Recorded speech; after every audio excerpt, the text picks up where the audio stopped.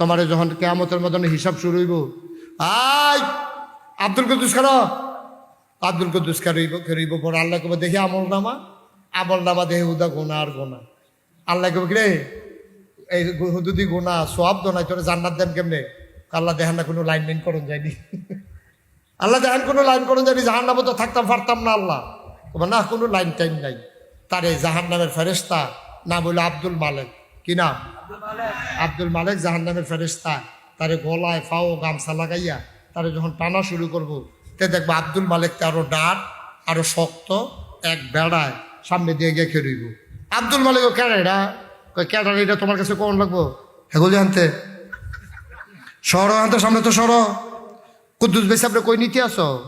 কয় জাহান নামও নিতে আসে, আল্লাহ কইছে। কয় সর আনতে তাড়াতাড়ি সর, গামছা গুমছা খুলে এবার শরীরতে। আমি নিয়ত করে রাখছি এবার জান্নাত নেন, তাই না এবার জাহান নাম যখন এমনি দমক দিব তো আল্লাহ তো শুনবো। আল্লাহ কব কি তারা হলো? কব যে আল্লাহ কারবারটা দেখেন না, আপনি যে আমারে কইলেন কুদ্দুসটা জাহান নামও নিতাম, এটা দিয়ে কেড়াইয়া সেটা আমার এমন ধমক দিছে আমি ডরাইছি। আল্লাহ এটা কেড়াইটা কয় কেড়াইটা জিজ্ঞাস না, কয় জিজ্ঞেস তার নাম কয় আপনার লোকে মিলে কইব। সুবহানাল্লাহ কোনটা গেলে আল্লাহ ডাক দিয়া বলবে কে? এবার মসজিদের জবান খুলে যাবে, ডাক দিয়া বলবে আল্লাহ আমি সপাড়ার নবনির্মিত মসজিদ দেয় না। কয় তুই সামনে দিয়েছে খেলিস কীর্তি? কয় এই মানুষটা তো সেই মানুষ যখন আজান পড়ে যেত দৌড়ে দৌড়ে মানুষটা এসে বসে যেত মসজিদে ফজরের টাইমে, ওই বিদেশি ফুতের কম্বলটা লাতি দিয়ে হালাইয়া ঠান্ডার ভেতরে ঠান্ডা পানি দিয়ে উঁচু করে মসজিদ হইয়া বইয়া থাকতো। আমি হ্যাবলাই নিয়ত করছি ভাই সাহেব আপনি যখন মসজিদ ছাড়ছেন না আপনি টেনশন কইরেন না, আমি মসজিদও জান্নাতে না নিয়ে আপনাকে ছাড়ব না। আমি আল্লাহ ওয়াদা কইরা রাখছি মসজিদ তোমার ঘর না?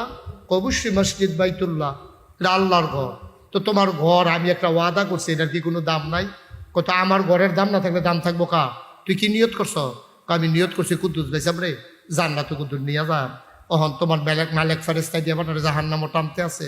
আল্লাহ কইব যাও তুমি যখন নিয়ত করে লাইছ টানতে টানতে আমার বান্দারে জান্নাতে নিয়ে যাও। সুবহানাল্লাহ বলবেন? আপনি আমল করে জান্নাতে যাইবেন গা? কি আমল করছেন? সোয়াব যদি করেন একটা, কবিরা গোনা করেন 15টা। দিন রাত 24 ঘন্টায় যদি সোয়াব করে একটা, কবিরা গোনা করে 15টা।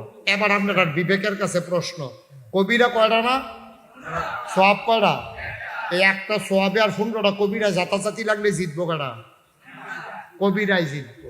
এখন আমরা সোয়াব জাতা দিয়ে তো তলে হালাই দিছি, এরপরে 15টায় যাইতে সোয়াব রে মাটির লোকে নিয়ে দিস। আমরা একটা সোয়াব হইলে 15টা গোনা হয়, ঠিক কিনা কও? কোনো মতে যদি 2 রাকাত নামাজ পড়ে এই নামাজটা লগে লগে যে গোনা শুরু হয়, জুহর আইতে 25 মিনিটে গোনা হয়ে যায় কিনা, ঠিক কিনা কও?